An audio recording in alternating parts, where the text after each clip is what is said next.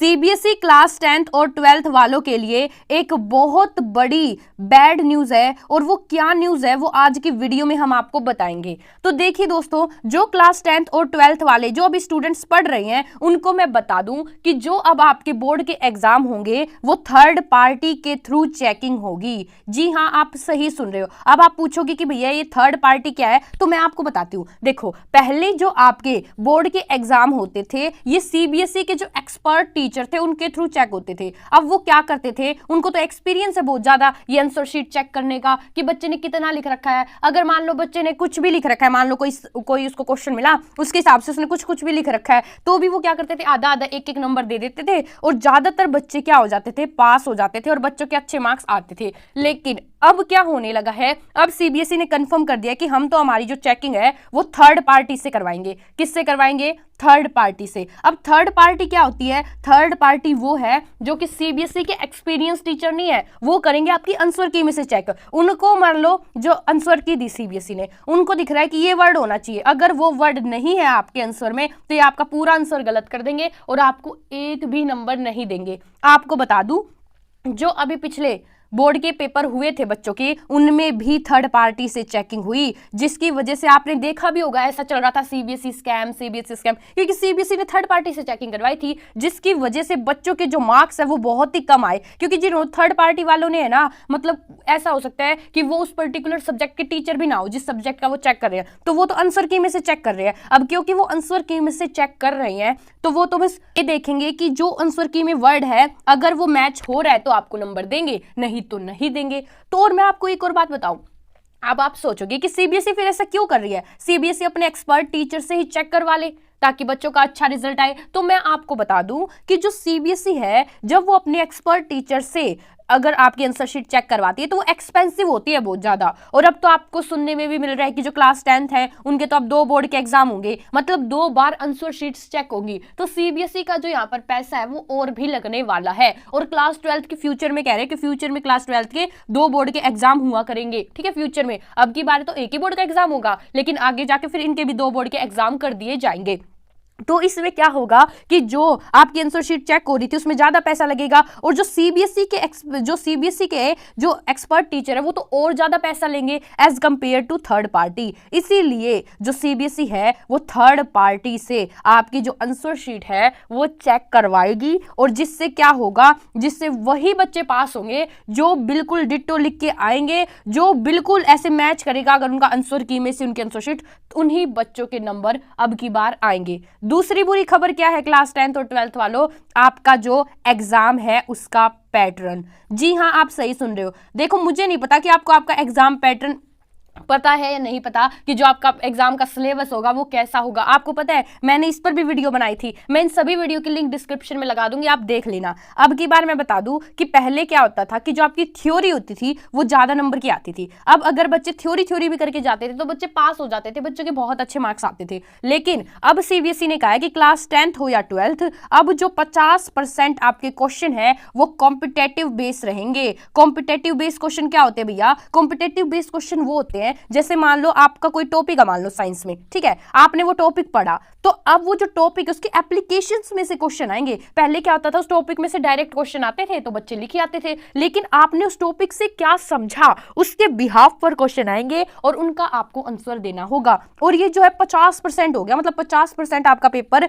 ऐसे क्वेश्चन से फिल होगा जिसमें लाइक आपसे जैसे कि रीजंस वाले क्वेश्चन होंगे, असर्शन रीजन, वैसे टाइप के आपसे क्वेश्चन पूछे जाएंगे जो कि आपके लिए अब डिफिकल्ट हो जाएगा। मतलब कि कुल मिला के जो पेपर का मोड होगा उसका जो डिफिकल्टी लेवल है वो बढ़ता ही जा रहा है और आपको जो बोर्ड का एग्जाम मिलेगा 2026 में उसका जो लेवल होगा वो हार्ड होगा। तीसरी आपके लिए बैड न्यूज क्या है? तीसरी आपके लिए बैड न्यूज सबसे पहले तो क्लास 10th वालों के लिए। क्लास 10th वाले जो स्टूडेंट है अब की बार उनके 2 बोर्ड के एग्जाम होंगे तो बच्चे तो खुश हो रहे हैं, बच्चों को लग रहा है कि भैया 2 बोर्ड के एग्जाम होंगे, अगर फर्स्ट फेज में अच्छे नहीं हुए तो सेकंड फेज में हो जाएंगे, तो मतलब हमारी तो बल्ले बल्ले, हमारा तो रिजल्ट अच्छा आएगा। नहीं, क्यों नहीं, अभी मैं इस 2 बोर्ड एग्जाम के तुम्हें नुकसान बताती हूँ। सबसे पहला नुकसान तो ये है कि जो तुम्हारा फर्स्ट फेज हो रहा है और जो तुम्हारा सेकंड फेज होगा, जो उसकी डेट शीट है ना, तुम्हारी डेट शीट है, उसमें जो सब्जेक्ट है उनके बीच में जो छुट्टी मिली है वो 2 से 3 ही दिन की छुट्टी मिली है। मतलब तुम इसमें अपना जो पूरा सिलेबस है वो भी अच्छे से रिवाइज नहीं कर पाओगे, ठीक है। और जो बच्चे ऐसा सोचते थे कि भैया सीबीएसई में तो पास होना आसान है, हम तो लास्ट में पढ़ाई कर लेंगे क्योंकि छुट्टी ज्यादा मिलती थी। पहले क्या होता था, पहले तुम्हें 5, 7, 10 दिनों की छुट्टी मिलती थी एग्जाम्स के बीच में, तो तुम अगर तब भी पढ़ लेते थे तो तुम पास हो जाते थे, तुम्हारे अच्छे मार्क्स आते थे। लेकिन अब सीबीएसई ने 2-3 दिन की ही छुट्टी दी है, तो फिर तुम कैसे पूरी तैयारी करोगे,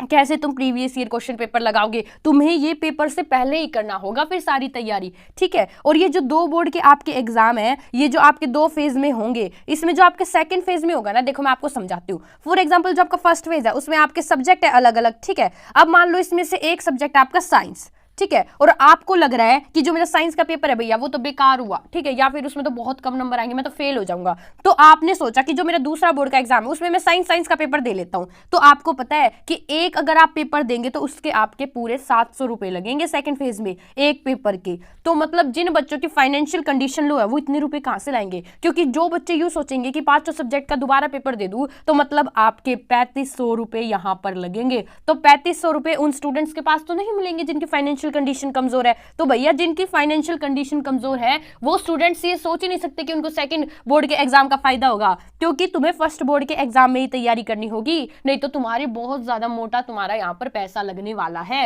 जो ये आपका 2 बोर्ड का एग्जाम का जो कॉन्सेप्ट है उसमें क्या गड़बड़ी है, सीबीएसई ने खुद ये चीज लिखी है अपनी ड्राफ्ट स्कीम में कि जो आपका ये फर्स्ट फेज का एग्जाम होगा और जो आपका ये सेकंड फेज का जो आपका ये एग्जाम होगा, अगर मान लो इन दोनों में ही बच्चे फेल हो जाए, दोनों में कोई स्टूडेंट है मान लो, ठीक है, वो दोनों में फेल हो गया तो वो फेल ही माना जाएगा, मतलब उसे कंपार्टमेंट एग्जाम देने का मौका नहीं मिलेगा। ये भी बहुत बैड न्यूज है। क्या होता था अभी तक होता था कि आपने बोर्ड का एग्जाम दिया, मान लो आपके कम नंबर आए हैं, अब अगर आपके कम नंबर आए हैं तो आपको 3 चांस मिलते थे, ठीक है, 3 चांस मिलते थे कंपार्टमेंट एग्जाम के, अगर आप वो क्लियर कर देते तो आप पास हो जाते थे। लेकिन अब क्या होगा कि आपके 2 बोर्ड के फेज के एग्जाम कर दिए, मैं क्लास 10th वालों की बात कर रही हूँ यहाँ पर, क्लास 12th वालों की तो अब की बार भी एक बोर्ड का एग्जाम होगा, लेकिन उनका कहा जा रहा है कि आगे चल के उनके 2 बोर्ड के एग्जाम होंगे। तो अगर तुम्हारे 2 फेज में एग्जाम होंगे क्लास 10th वालों, तो अगर तुम दोनों में कम नंबर आए तुम्हारे, अगर तुम्हारे कोई सब्जेक्ट मान लो साइंस, तुम फर्स्ट वाले में फेल हो गए, सेकंड वाले में भी फेल हो गए, फिर तुम्हें यहाँ पर फेल ही माना जाएगा। ये कह रहे हैं कि हम तुम्हें यहाँ पर इंप्रूवमेंट का मौका दे तो रहे, सेकंड फेज में पढ़ो और अच्छे मार्क्स लेकर आओ।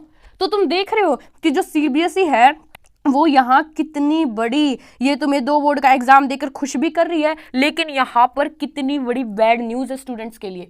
क्या तुम्हें इन चीजों के बारे में पता था, जो चीजें मैंने तुम्हें एक्सप्लेन करी? तो मुझे कमेंट में बताओ, क्या तुम्हें पता था कि अब जो चेकिंग होगी वो थर्ड पार्टी के थ्रू होगी? क्या तुम्हें ये चीजें पता थी कि जो मैंने सेकंड बोर्ड को एग्जाम से रिलेटेड तुम्हें बताई? क्या तुम्हें पता था कि तुम्हारे 50% अब कॉम्पिटेटिव बेस्ड जो तुम्हारे क्वेश्चन है वो तुम्हारे एग्जाम में आएंगे? मुझे अभी कमेंट में बताओ अगर तुम्हें पता था या नहीं, और अपनी क्लास में अपनी क्लास बताओ कि आप कौन सी क्लास से, और आपका जो नाम है वो भी कमेंट में लिखो। आज के लिए बस इतना ही। देखो तुम्हारी दीदी तुम्हारे साथ है, सीबीएसई से रिलेटेड जितनी भी न्यूज आएंगी, जितनी भी अपडेट आएगी वो तुम्हें सारी टाइम टू टाइम बताएगी, तो तुम इस चैनल को सब्सक्राइब कर सकते हो। एक चीज और बता दूं मैं, देखो जो बच्चे स्टार्टिंग से ही पढ़ेंगे ना उनको दिक्कत नहीं आएगी, जो बच्चे स्टार्टिंग से ही पढ़ेंगे, पीवाईक्यू लगा के जाएंगे, ठीक है, जो अगर ये चीजें करके जाएंगे तो उन बच्चों के कम नंबर नहीं आने वाले, उनके तो बढ़िया आएंगे। ये दिक्कत उन बच्चों की है जो बच्चे स्टार्टिंग में तो नहीं पढ़ते, फिर बाद में सोचते पढ़ लूं। फिर अगर आप ऐसा सोचोगे ना, ऐसा करोगे, फिर यहाँ पर मतलब बुरा हो जाएगा। तो मेरा तो यही दरख्वास्त है लास्ट में भी कि भैया स्टार्टिंग से ही पढ़ना शुरू कर दो। क्लास 10th वालों, तुम ये सोचो कि फर्स्ट फेज ही है तुम्हारा फाइनल बोर्ड का एग्जाम,